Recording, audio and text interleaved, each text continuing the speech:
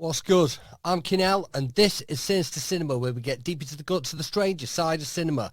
Just letting you know with this little bit at the start that we now have a Patreon.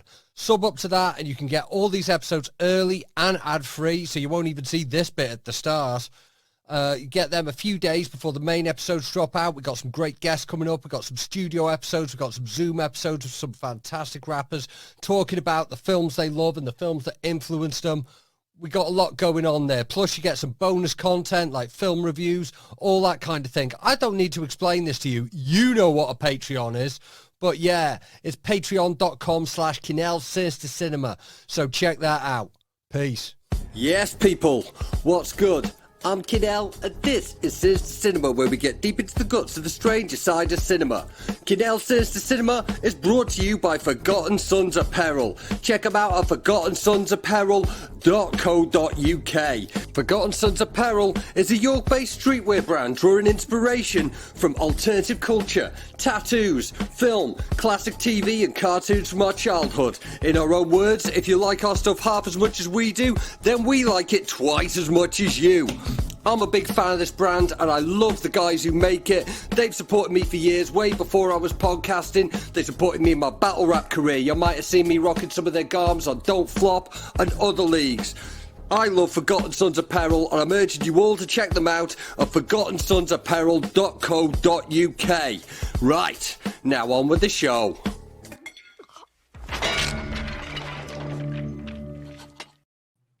Yes, once again, Kinell from the KSC Podcast, Kinell Sinister Cinema, and we got a great one for you today, and it's been a bit chaotic, as I always say at the start of these things. It's always a bit chaotic, but like the KSC is being recorded on some brand new equipment, which appears to be working. My brain isn't, because I managed to record 10 minutes of this fucking podcast, and then it turned out that I hadn't pressed record. But it is now, because I could see the little bit in the corner. Ace. Before that, every episode of the KSC was recorded on this refurbished laptop. Now, we got some proper kit. So, yeah, the kit is professional. The host isn't. But, yeah. Plugs at the start. Flipping, catch me on the Don't Flop Patreon, battling Danny, Jack, and Gas Buff. You can get the One of Those Days and April Fool's events. You can get all them pay-per-views for a £5 sign-up to the Don't Flop Patreon right now. But yes, if you follow the KSC, you will know that a couple of weeks ago we had a fantastic episode with the great and powerful Devon Taylor, where we were talking about Stephen King adaptations. And it has since been brought to my attention that Stephen King not only provides stories for films, he also writes books with the written word on paper. Fascinating, I know, but I used to read a lot of his shit when I was young, but I'm not much of a reader these days, so I thought the only way to go is I'm going to bring on a great writer and prolific reader, George Kelly. How are we? Hi, I'm good, thank you for bringing me on the show. Hey, thank you for being here. Thank you for being here. Now, some of the people who are checking in from the battle rap side of things may know you as Enigma. Yes. Yeah, hi. It's me, Enigma. I've got hair now, more hair than when I was battling. I don't think I battled with hair before. Just shaved off, but it's still me, guys. Still a cunt. Still that guy.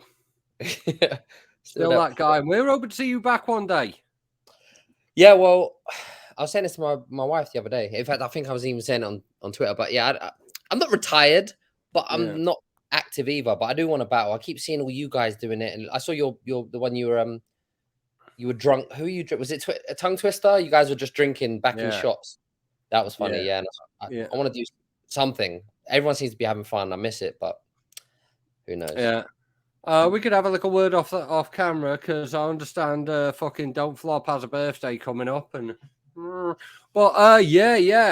We'll talk about Mr. Stephen King right now. Now, the reason I got you on is because you're a very big Stephen King fan, and a very prolific reader.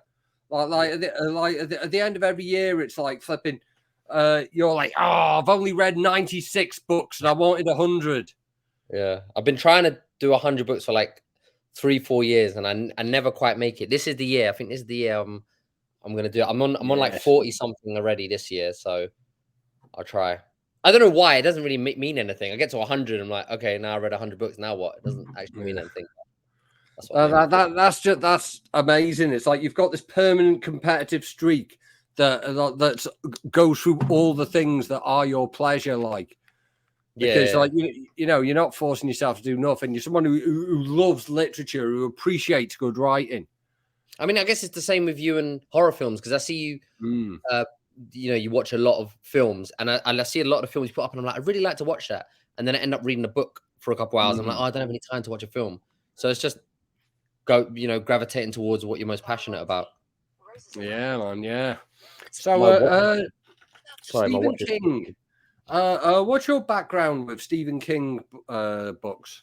So yeah, when I was like 12 or 13, I read Needful Things, which it was a thing. My mum, we were going on holiday, and my mum said, "Pick a book, any book you want to." She's French, that's what she said. Pick a book, anyone from here, and you can read it on the beach. You know, we were going fucking Spain or wherever, and I picked Needful Things. Mainly because it was big, because I thought I'm going to be out there for 10 days, whatever it was, and I need something to finish. And I think, I was into horror. I think Goosebumps, that's like gateway drug. And so I picked that, and yeah, it was amazing. I read it and I was like, this is the best fucking thing ever. Like, how could anyone even write this? I wish I could write something like that. And that kind of got me on my path of wanting to be a writer. And from there, I've just read all of his books basically. And every year he's got a new one coming out, and I read them, and that's it.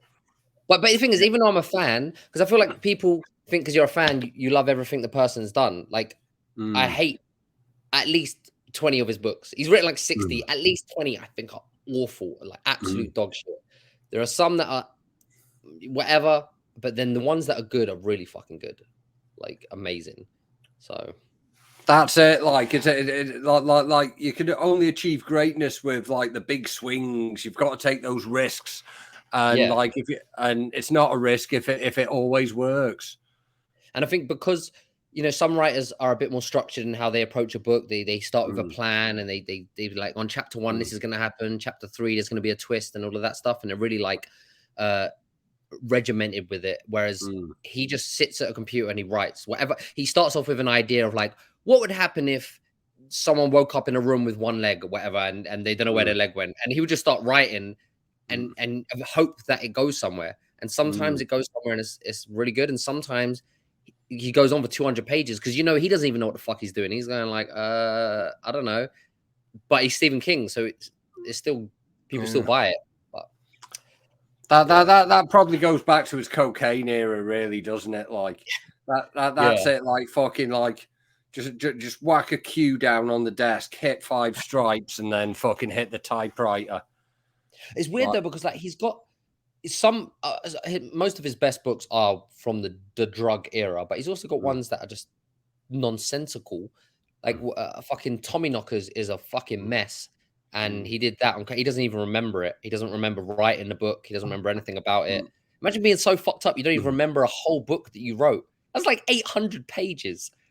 So yeah, his books aren't short. Like, no, well, this is 11/22/63. This is one of the better books, and this is post drugs. He wrote this one, and look, that's big fucking. I don't even know where my camera is. Okay, but yeah, not always. Some are small. Like Misery is actually quite small, and I think that's one of his better books as well.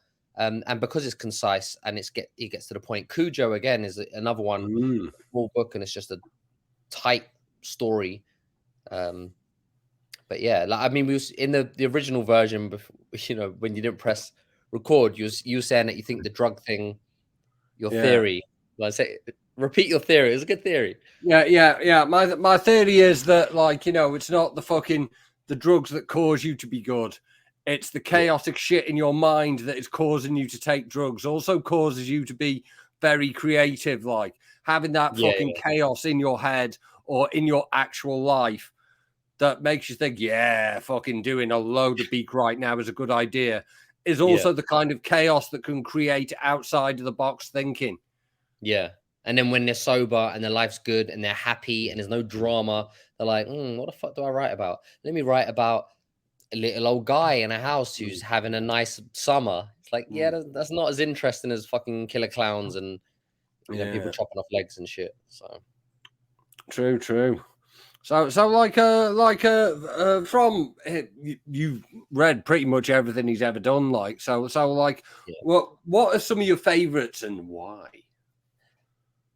Well, obviously Needful Things, because that's the book that got me hooked on Stephen King, and even the concept of it I love. And I don't know if you've ever seen the film. I tried to watch a film and I couldn't do it. I didn't really connect with me at all. But a guy comes into town, mysterious man, and he opens a shop called Needful Things, and he says to people, basically people come in, they can have whatever they want, like their greatest dream, their greatest wish. If they want to have their dick sucked by fucking Jennifer Lopez, he's like, don't worry, I got you. It's fine.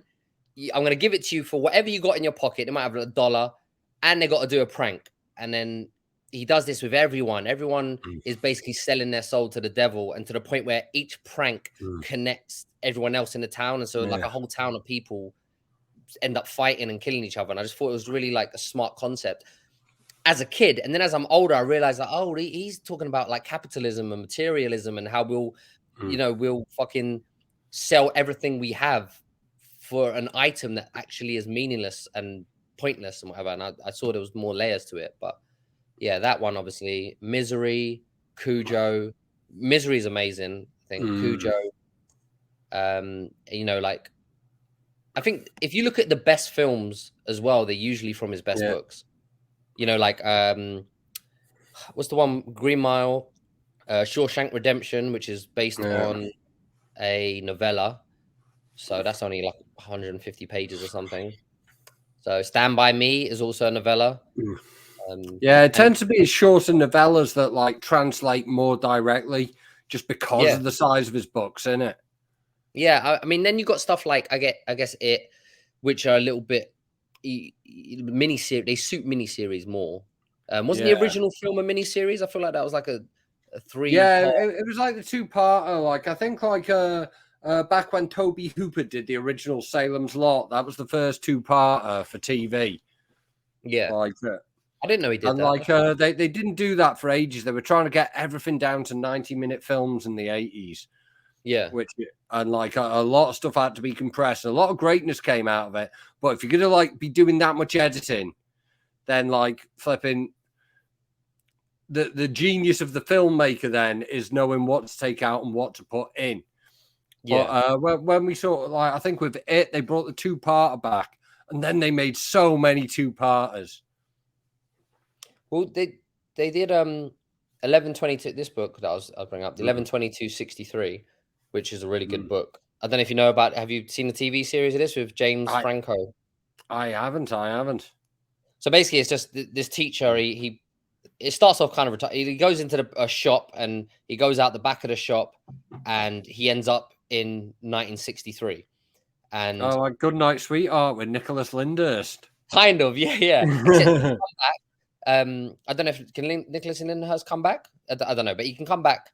But every time he comes back, he gets reset. So when he goes back through the hole, it's 1963 again, but it starts again from the same day. So he realizes, well, I could stop JFK from being assassinated, and I could change the course of history for the better, because he believes that if JFK wasn't assassinated, things would change. And the whole book is sort of him in 1963 trying to do that. But every time you change something, it's fucking things up in the future. The whole like butterfly effect. And it's a decent miniseries with James Franco's, like 6-7 episodes. They're doing a Dark Tower thing I'm seeing for Frank Darabont. I don't know if you saw that. Like they did the Frank Darabont, like I think they did the film, and like you're not getting the Dark Tower into a film. So now they got a series with what's his name? Midnight Mass guy. Flipping. How have I forgotten his name? I was going on about him constantly. But the same guy who did Doctor Sleep, and Mike Flanagan. Oh, yeah. Oh, right. Yeah, sorry, you're right. It's Mike Flanagan, not Frank Darabont. Yeah, I mixed them up because they're the two people that I actually think are really good at adapting Stephen King's work. Frank Darabont and Mike Flanagan. It's like they understand the kind of texture of his work. That sounds so like pretentious. The texture of his book and how, but there's a certain element that Stephen King has that only certain people are able to transfer across to the films. That new It film, or those two new It films, I wasn't feeling those at all. Like that clown was way too funny. That Skarsgård guy, he didn't look scary to me. Whereas this is the thing. I got a theory that like with things like clowns and like dolls and that, when you try to make them scary, they don't look scary. Yeah. Like, when you do the CGI stuff and try to make it seem like just a the original. Who was it? Bill. Who's the guy who did the original clown? Tim Curry.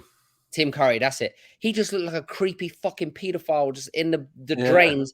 I was terrified just looking at this guy. Yeah. I'm like, I don't want him anywhere near me. He's fucked up. Whereas in the other one, you're like, yeah, you're clearly he's not a space monster like flipping like a fucking clown that actually nonsense people.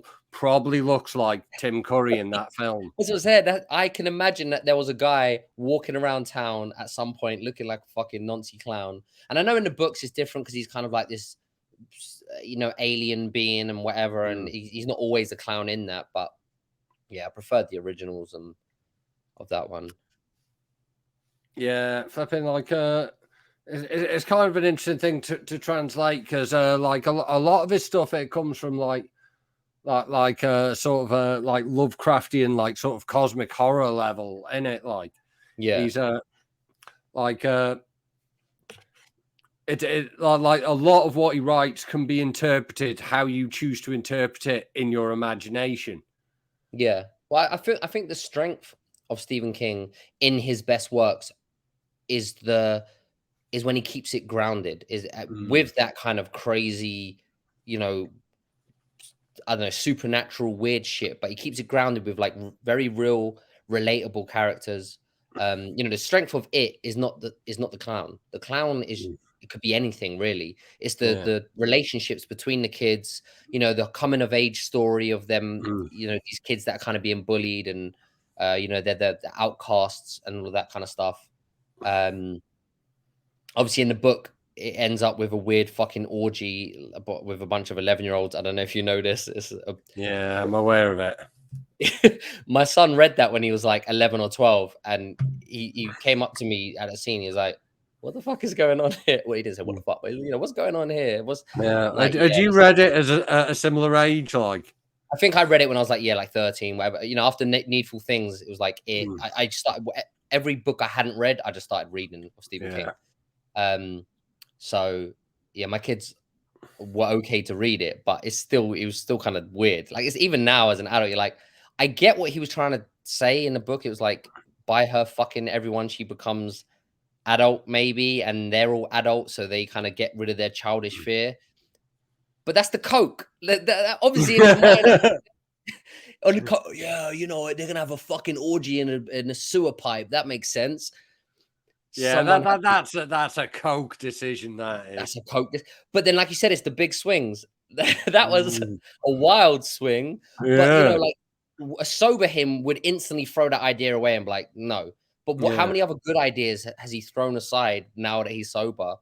Which, like in the original Misery, I don't know if you've read the book, but in the film, he breaks the ankles. The famous scene where James Caan's ankles get smashed. Hobbling. But in the book, he chops off the guy's foot. Sorry, Annie Wilkes cuts off the foot with like a steak saw knife, an electric steak knife, or whatever, and cuts off his fingers and some other shit. So, yeah, a lot of fucked up shit. Yeah, that flipping, like, I think like in the film that'd be like too bait in it, like, fucking kill her with a knife, and that was what was so good about the film. It's like flipping, she wasn't like fucking Michael Myers, like, and when she started going on about slavery and shit, it's like a whole other thing, and it's like, Well, so is that all you read about? Is you just read this one writer's work and stuff about injuring slaves? Oh, right, you're talking about with Annie Wilkes before you met me, like where I. It's weird because I think visually the breaking off the ankles works so much better in the film than cutting off the foot. Like, I feel like it's, like you said, it'd be a little bit too obvious. If you cut off the foot, it maybe even takes you out of the scene. Whereas in the book, if you say breaking the ankles, you don't feel it.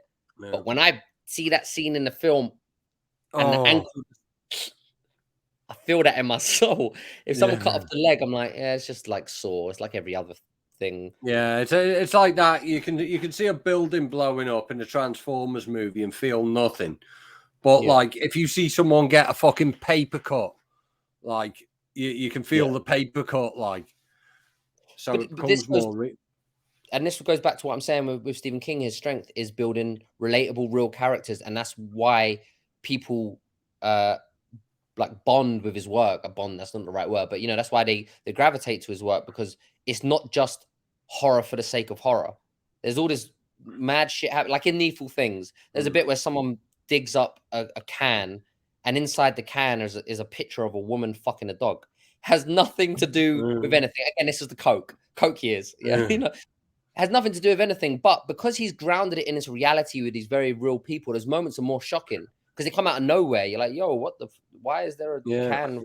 You know, and that's Stephen King's real straight. Like even the Green Mile, he makes you care about John Coffey. He makes you care about the Tom Hanks character whose name I can't remember. You know, the little mouse. Yeah. Bojangles. I think his name is. It's those little details, and like I think that's why it's like kind of like why like some people are like flipping taking a really good story and not able to turn it into a really good film, because it is like H.P. Lovecraft was like the guy who invented like sort of cosmic horror and all this kind of thing. But like what Stephen King did was like he would spend a lot of time letting you live with these people before introducing the horror. And like making them relate to them, like one thing I said on the episode with Devon is like Stand By Me could be the start of one of his horror novels. Yeah, because he will put that same kind level of detail into like introducing you to the characters and the relationships and that. Like, yeah. Well, even you're talking about that, like with Pet Sematary. If when you break down Pet Sematary, really, there's 20 minutes of horror at the end, and in the book, maybe 30 or 40 pages. And before that, it's just a very real, fucked up story about a man losing his son and the length that he'll go to try and bring that son back into his life. You know, like it's all about because I remember Stephen King said something about like he was living by a road.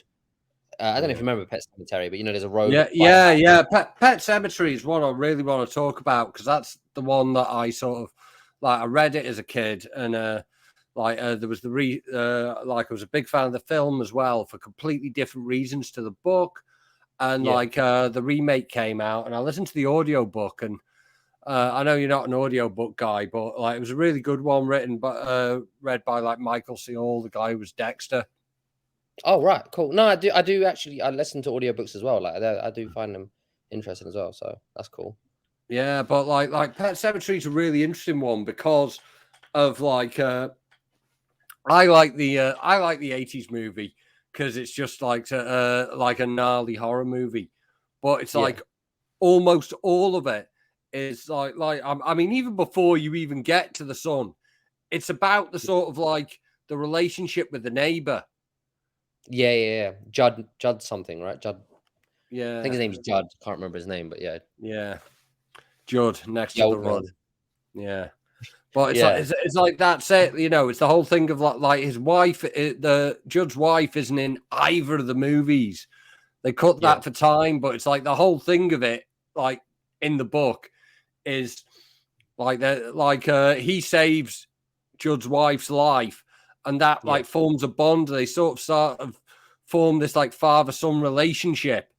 Yeah. And that's and it's very strong part. Yeah. And obviously that trickles down because you got the father-son and the father-son. So he's Gage, which is the main guy's son. I can't remember was the main guy, whatever the main guy's called, his son. You know, that's where his love is, and Judd kind of is protecting and overlooking him, and there's this the whole like father-son thing, you know, and that's something you know Stephen King never knew his dad. I think his dad left when he was like 4 or something, so he's got a lot of that, you know, even in The Shining, the relationship between Danny Torrance and Jack Torrance. So yeah, like I think like father-son relationships is the main thing about the book, and it's like never really been translated to the films. Like in the films, it's just like, oh, your cat's been run over. Grab a shovel, grab a bin bag, come up here. I'm going to show you something dead cool.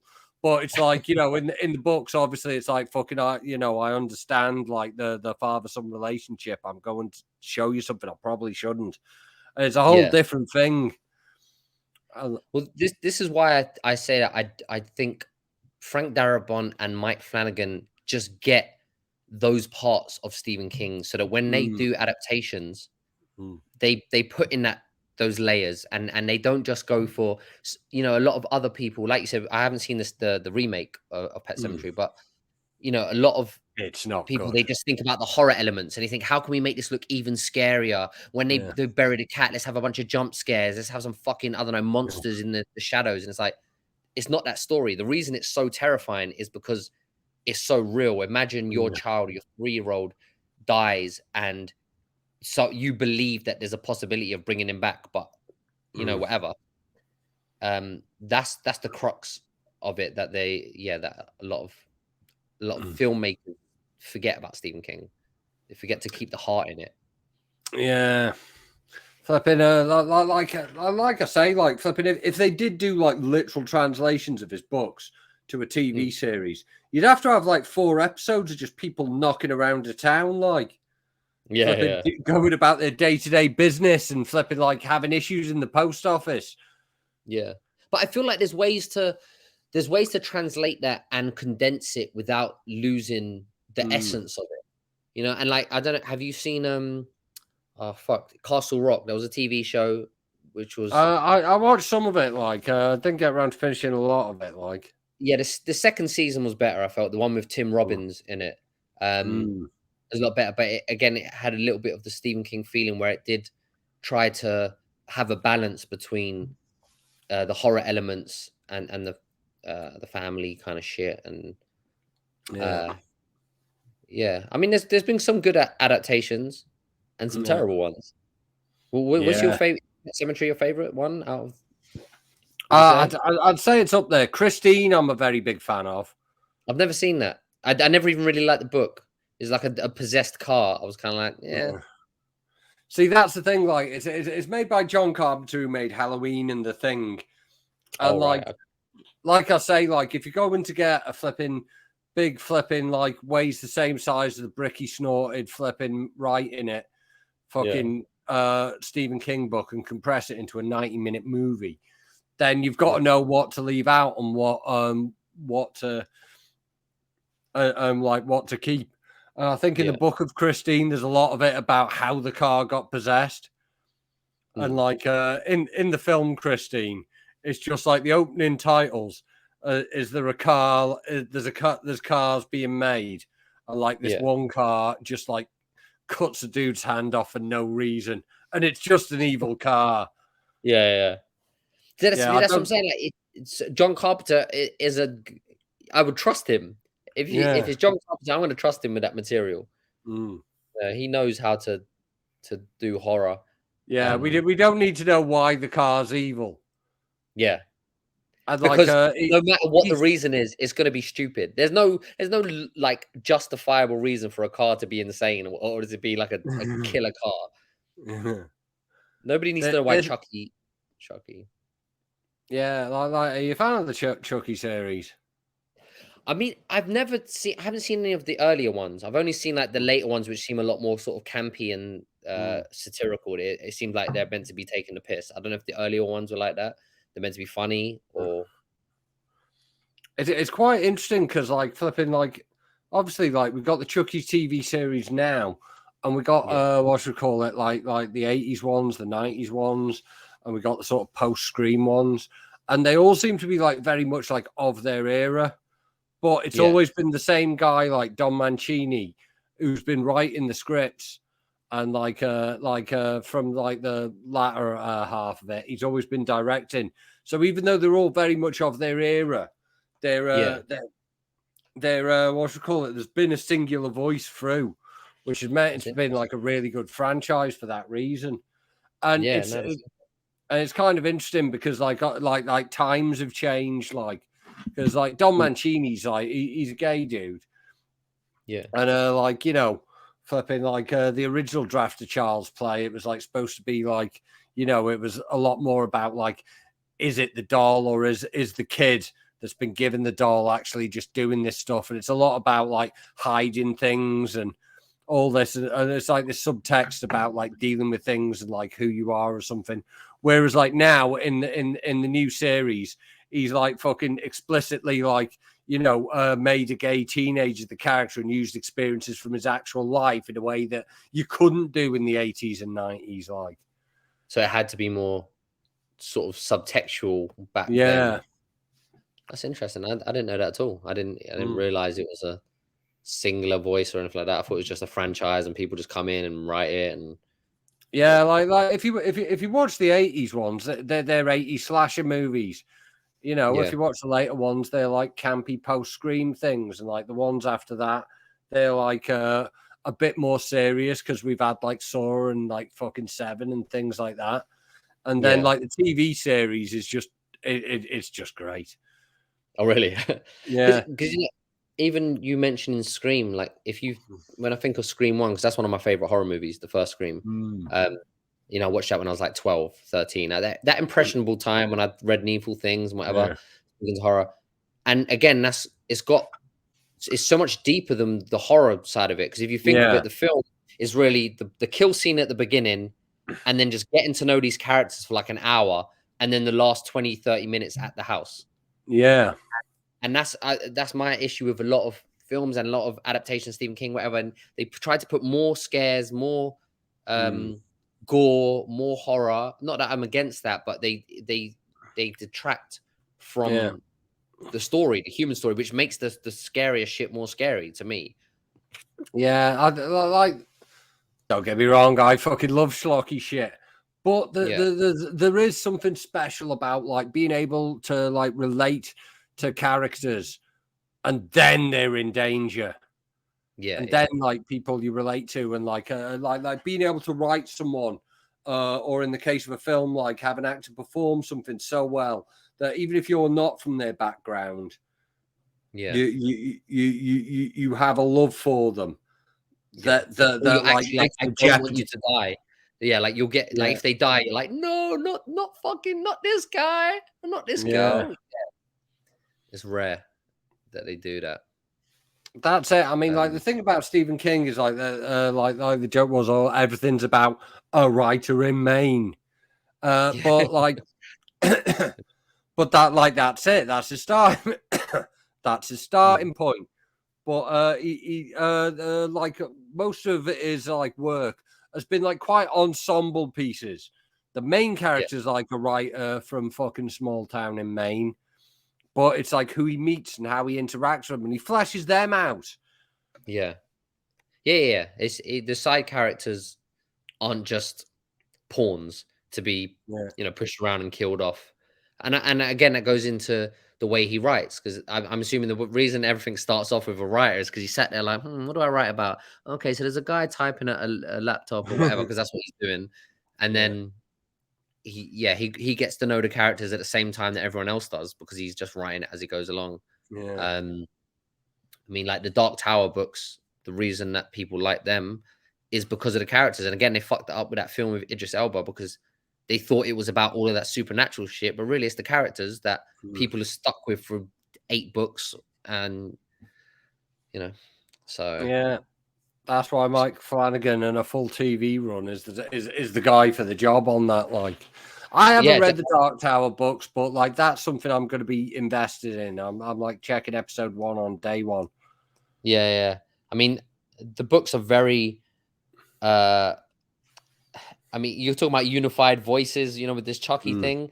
I mean, he wrote, I think, the first 3, and they're probably all on coke. And then, he almost died. He got hit by a van. I don't know if you remember this. To the point where the whole era when like he ended up adapting like Lars von Trier's Kingdom Hospital and that, didn't he?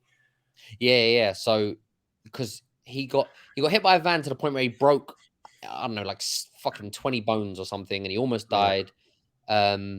And then he was realizing, like, you know, I could have died without finishing these books. So he wrote like 4 or 5 of them back to back, the ones after that, and finished off the series. But I felt like it was stronger before he got hit by the car, back when he was on his coke days. So, I don't know. Like I said, there was a good 10-year period. I don't know if I said this in this bit or the earlier version that we tried to record, but there was about a 10-year period where he was putting stuff out, and I didn't connect with any of the books. I thought, this is awful. He's lost it. In the last few years, he's actually put out some decent books. He's got Billy Summers, which is being turned into a film as well, with Leonardo DiCaprio. I think I read that. I don't know if you read that. Maybe I made that up. Have you got Google? Yeah, I'll have a quick Google now, like. But Yeah, Billy Summers that'll be a good one because Leonardo DiCaprio these days, he fucking connects himself to like good projects these days. Yeah. Well, if you're talking about like really good authors, you know, who the only person that could challenge Stephen King for me is Dennis Lehane, and obviously Leonardo DiCaprio did Shutter Island, which is Dennis Lehane book, and that's an amazing book, and a great film by Scorsese. Was it Scorsese? Yeah, incredible piece of work, like. And also it's J.J. Abrams and Leonardo DiCaprio are producing Billy Summers. Okay, there you go. So and that's a horror movie. That's like Stephen King's sort of been, I don't know, experimenting with shit. That's more of a crime thing. Although he's not even necessarily a horror guy. You look at Shawshank Redemption, isn't horror. You know, The Green Mile, Stand By Me. A lot of his better adapted works aren't horrors.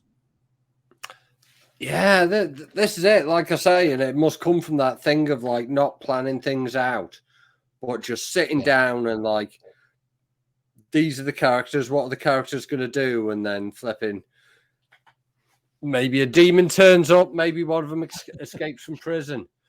Yeah. But that's what he does. He must get to the end and he's like, I don't know what to put here. All right, fuck it. Just a big fucking ghost comes through the wall with a machete and chops someone's head off. And then he's like, now what do I write? Now, how do I get past this bit? That's like a fascinating way to write anyway, because like you're a writer, you understand the flipping chaos of not having a structure. But it's like, and then you look at some of the things like, and we keep coming back to it, Needful Things. Yeah. Because the way that Needful Things is just all these different events just tie in together. Like every little like prank or every little bit of fuckery that like one guy from the town does to another guy on the town, and just that, just all these fuckeries intertwining to turn it into just like an entire town where everyone hates everyone else. Like that's amazing to do. Like, what you call it? If you don't know where you're going, like, because it feels like that's something you'd have to plot out really tightly. No, that one he did. That I'm pretty sure I remember reading that was one he did because it was meant to be the final entry in the Castle Rock universe or whatever. So you know, you had like Dead Zone there, and a lot of the books were set in Castle Rock. And then he knew that was going to be the final one, which is why everyone in the town is connected to this, and you know, ends as like a fucking war between everyone in the town with machine guns and bombs. And so he did plot that one out, and it was one of his better books. So it shows he can do it. And I don't know if he's lazy or he just prefers to do it organically. I don't know what his like this one again. This one, which is one of his better books, also plotted out. He had to research a lot of shit to, you know, the whole JFK thing. And who's the guy that they said killed him? Not Harvey Oswald. Lee Harvey Oswald was the guy they said killed him, and Jack Ruby was the guy who killed Lee Harvey Oswald before he could talk. So he had to research all of that just to, you know, get all his facts straight for the book and whatever. But he can do it, and I think some of his books do end up better when he reins himself in a little bit and sticks to a certain path. But I think every book of his has been adapted, hasn't it? Or almost all of them. Yeah, he's like the Moby of adaptations, the same way that flipping every time Moby does a tune, like it like ends up on a film or an advert. Like every time Stephen King writes something, someone wants to write. And what is it? What is it? He's got a little thing called like dollar babies. Have you heard of this? Yeah. Where like anyone, if you're a film student, you can like buy the rights to make a non-for-profit film of one of his for $1. Like, and I think that's interesting. But I'd be interested to see, like, I don't know, maybe there's a list somewhere online of people that have like bought the rights to do this student film from Stephen King and then went on to do something great because they had like some great starting material. That's interesting. Yeah, I'd like to know that, whether it kicked off any careers. Yeah, because I think his one rule was that you can't do it for profit. You can't make any kind of profit from those films. But yeah, imagine we find out that, you know, the latest big director only got his shot because he made Cujo one day for a student film. Well, this is it. Like, because I mean, like, you know, he's like doing them not for profit, but it's like, you know, he's like, here's a great story. Yeah. And like, what you call it? Like, now you don't have to fanny around with like learning how to be a scriptwriter on top of being a director or a cinematographer. Just crack on and like learn your craft, and you'll have something cool that you can develop. Like, you know, I wonder who's like come from that. Like, yeah. I wonder what you'd even search. I might have to ask ChatGPT. That seems to have all the answers. Like, has anyone ever done a dollar baby? Listen, let me just. I'm gonna ask it while I'm here because ChatGPT listens to me. yeah. Has anyone ever made a Stephen King dollar baby movie and then later on become a famous director? I don't know if that's the best way to word it, but let's see what ChatGPT has. As of my knowledge, there hasn't been a movie specifically titled Stephen King Dollar Baby. Fuck off. That's not what I was saying. However, Stephen King has allowed aspiring filmmakers. Yes, I know that. That was my point. Frank Darabont. Frank Did Darabont a Dollar Baby? Originally asked in 1980 to adapt Stephen King's Woman in the Room, and it took 3 years to keep it free. So Frank Darabont, there we fucking go, like. And he's the one who knows how to The Mist, fucking Shawshank Redemption. What else did he do? Oh, The Mist is so good. I love the ending. I love how he changed Stephen King's ending, and his ending was just so much better. That's in Stephen King's ending. They kind of just wonder. Yeah. Sorry. Flipping like the idea of like, you know, it's like because they're heading into the unknown in Stephen King's ending. Because I did read The Mist after I read the book. They're like kind of wandering into the unknown, and it's just like 2 seconds after the unknown. Yeah. And it just, you couldn't get away with that. Well, not a lot of films could get away with it. I don't want to say that. I don't want to spoil the ending for people who haven't seen it, but it's it was some bold choices that Frank Darabont took. And I saw something from Stephen King that said he loved it as well. He said he loved the direction he took it. So but Darabont. The Mist. Have you watched The Mist recently? What is in the original film? Yeah, have you watched it since COVID? No, I saw the TV series. It was fucking awful. It was so bad. Yeah, TV series was dog shit. I didn't finish it. But if you watch that film since COVID, it's like an interesting fucking thing. Because like that's the thing. Like, you know, The Mist. Like people talk about the ending of the film, and people talk about the shit that and like when it all kicks off. But really, it's about a lot of people that are stuck indoors together. And it's about the different people from the town. It's what you're saying, that human connection. Yeah. And like watch it again and just like the way that people divide up into little groups. And like, you know, some people get more invested in like the woman that they normally consider mental, but going on about religious stuff. And like now she's like, oh, maybe she's right. So we're going to pay attention to her and all this. And the way that people like fractured off into different groups, it hits differently after COVID. Yeah, you see it as like, those are the anti-vaxxers. Those are like, fuck, I'm not wearing a fucking mask. I'll do what I want. Yeah. And over here is going, if you don't wear a mask, I can imagine. Yeah, it's broken off. But he gets people. He's smart. Like he understands all of those things, and he gives everyone equal humanity. I think one of my issues with the later Stephen King or these last few years is that he's gone away from that. Before, he used to have the bad guys and the good guys, and they would look very similar in the sense of like they would both be human and you'd understand. Whereas now he's kind of like a little bit more black and white of it. Like, you like Trump, bad. You, this character over here, hates Trump, therefore good. And whether that's his politics or not, that's cool. But I think he was a little bit more nuanced with it before. But apart from, and this is one of my favorite things about Stephen King, it was something I realized when I was like, because I went to the Evolution of Horror like anniversary screening of Christine, and it was something I never noticed about Stephen King, and it just clicked with me when I was watching Christine in Manchester on the big screen. Like every bully in a Stephen King book is exactly the same guy. It's exactly the same greaser. And it's obviously like just based off one guy that used to bully Stephen King in the 1950s. And he's been killing him over and over. Yeah, it's the same guy, and he's just been powering him off in like every book he wrote for like years. And like every like thing. And I think it changed like how people like looked at like greasers. Because before that, it was like fucking James Dean, cool as fuck, and leader of the pack, and fucking John Travolta in fucking Grease and all that. And like fucking Stephen King wrote that same character over and over again so many times, and it got represented on screen so many times that greasers became like the stereotype of an American white bully. Yeah.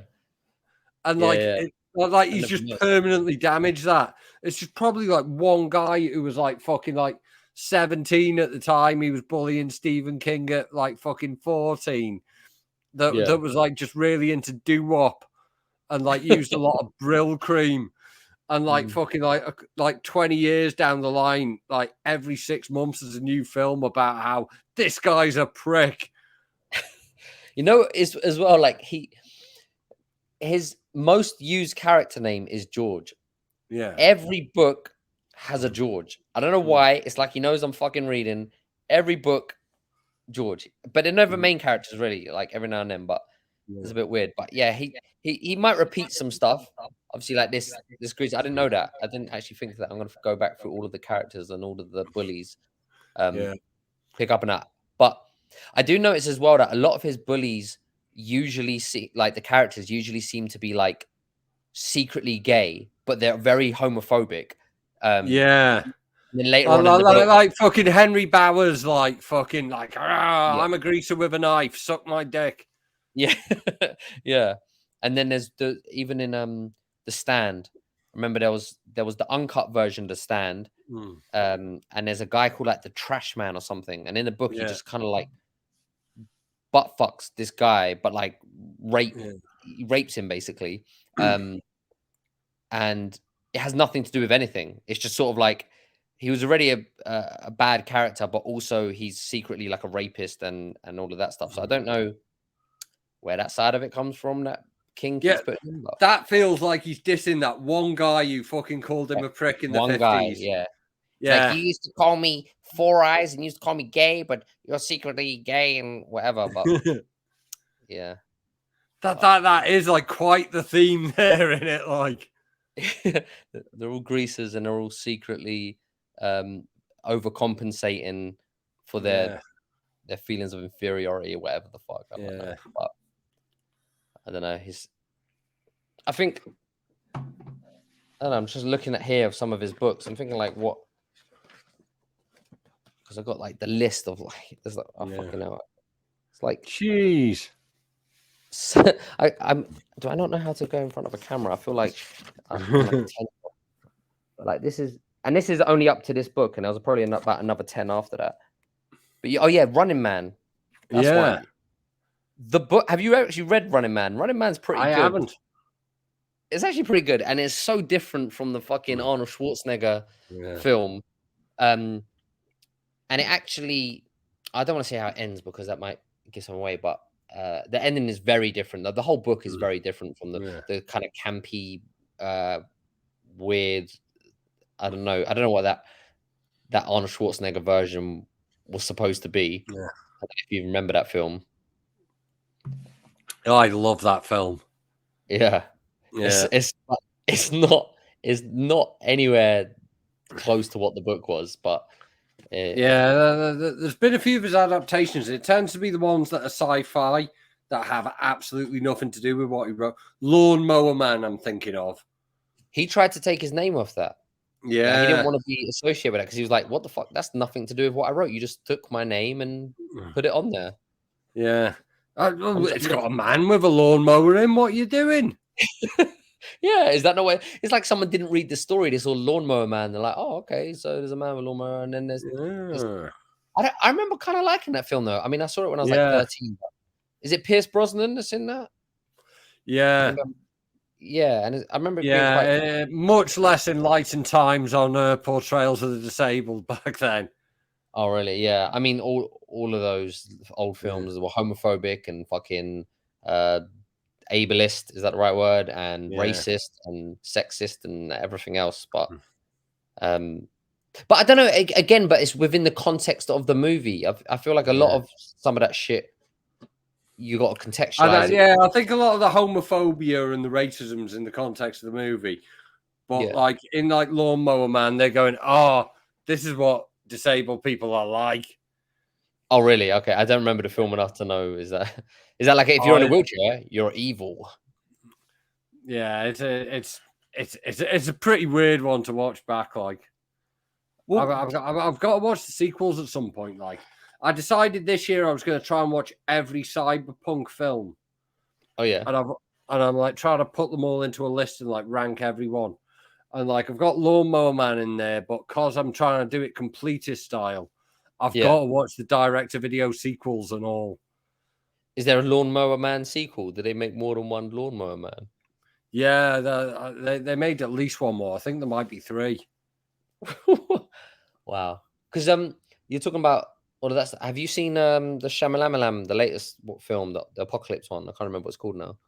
Cabin in the Woods or something. Door. Knock at the door. That one. Knock at the cabin. Is it Knock at the Cabin? Yeah, Knock at the Cabin. Have you seen that? I haven't yet. Like, I only like Shyamalan when he's like in a bad period. I feel like whenever someone tells him he's good, he makes a shit film. But when no one wants to give him money, he'll come out with something like The Visit. I thought was really good. Yeah, no one was rating him then, and everyone said, "Oh, you can make good films again." He's like, "I'm going to make some bullshit." Well, this film's weird because he's gay, and well, I think he's gay anyway. I'm pretty sure I read that. But this film, and it doesn't give anything away. This is in the first 10 minutes. The concept of the film is essentially kill the gay guys, save the world. You know, like kill the cheerleader, save the world, which was like the hero's tagline. These guys come to a cabin and they're like, "Look, we need to kill you guys, or the world's going to end." And these are 2 gay guys. So I'm like, how the fuck did he get away with a film which the concept is insane? The concept is I have to kill gay guys because otherwise God is going to put an apocalypse on the world. I don't know. But... Mad ting. It's a decent movie though. Yeah, I'll give it a go at some point. I wasn't going to go to the cinema and see it, but flipping, as soon as it hits streaming, I'll be about it. But yeah, we're coming up on the hour mark, so we'll wrap things up fairly soon. But like fucking, are we going to see you back in battle rap this year at the birthday? I don't know about that. I don't know about this year. November. I don't know. Maybe. Do you know? I think I'm more likely to do it if someone hits me up like I don't know 3 days before a battle. And it's on a Sunday or some shit, and I don't have anything to do, and they're like, "Hey, this Sunday, do you want to come and battle? I don't know, this dickhead Kinell or whatever." And I'm like, "Oh yeah, okay." Bro, you've got 5 kids. When's anyone going to hit you up with when you've got nothing to do? But this is the thing, because I have so much responsibility. When someone says to me, "Oh, do you want to take this battle 6 months from now or 3 months from now, whatever it is," that just is one more thing that I have to worry about and have to concentrate on. Whereas if I get told last minute, I'm like, "Oh, for the next 3 days, I could write something, rehearse it, and perform it." You know, it needs to be something where, you know, on the week of the event, someone goes like, "What are you doing this Sunday? If you're coming to the event, why don't you battle for a couple rounds or something?" Because I don't know, the thought of being having locked it in, lingering in the background. and knowing I have to write for this thing, and I think I work better when I know there's only a couple weeks, because I did my Sketch Menace battle. I think I had like 3 months of preparation, and it's some of my worst shit, because this goes back to what we were saying about the Stephen King thing, where when he was on coke, you just write him without even thinking about it. When I've got 2 weeks to write, and I know that 1 week's got to be rehearsal, and I just have to write, I just write it. Whereas if there's all that time and start thinking, well, I could say this in a cleverer way. Instead of this joke, let me do this. And then, you get sick of the shit, like, innit? Yeah, and then start changing things and start thinking it's terrible. And you take things out and put in worse things, and you dilute it and all of that kind of shit. So what about you? You got any battles coming up? Yeah, I'm glad you asked. I was going to say, but yes, you can catch me in Glasgow on the 15th of July, battling Mellow D. That's going to be a good one. We got Carter Deems versus Mackenzie on that card. I think Unanimous versus Jinx, who's like my favorite old school Scottish guy. Like, I fucking love Scottish rap events. They're about our shit, man. Like, Fucking, what league's this on? Is this a Don't Flop thing, but in Scotland, or is this a Iron Bars? It is like it's Scottish. It's proper Scottish. This is fucking. I love Scottish battle rap. Like, you fucking don't like at a Scottish battle rap event. You don't need to do any research about like the 12 latest words for gun. Yeah. Well, I was talking to it's still your mum's a slag over there. Like, I was talking to Respect BA earlier. He's Scottish, right? I'm pretty sure he's Scottish. And because I've been listening to his album recently, and I was asking him just how he structures his battles and his rhymes, and it's mad how he puts it all together. Because I'm listening to some of his shit, and I'm like, I can never even work out the way he does these punchlines and the way he puts it all together. So he's advanced with the formatting, and always has been, like, since fucking before we was doing these things written. Yeah. Well, I mean, have you heard his album though? The New Weapons, it's called. It's really good. Yeah. Flipping like he's hosting the event, by the way. He's hosting. Oh, is he? Yeah. Oh, okay, yeah. Oh, that's cool. Yeah, I've also got another couple of battles booked, but they're not announced yet. I'll tell you them afterwards. So yeah, we're gonna wrap it up there. Have you got any socials you want to let people know about, or? Nah, it's fine. I mean, you can find me on Twitter. I don't even know what my name on Twitter is. I think it's G Kelly Fiction. But I don't really tweet, and if I tweet, oh, this is the latest book I read. I don't really know what the fuck to put on there anymore. Yeah, like my content that 10 years ago might have I got away with. Just I'd get cancelled in a day. So yeah, So, and then Instagram, I don't even know what it is. I think it's Enigma Kelly. It might be. Still. Okay, we'll wrap it up there. This has been a banger. This has been the KSC. Peace. Thanks for having me on.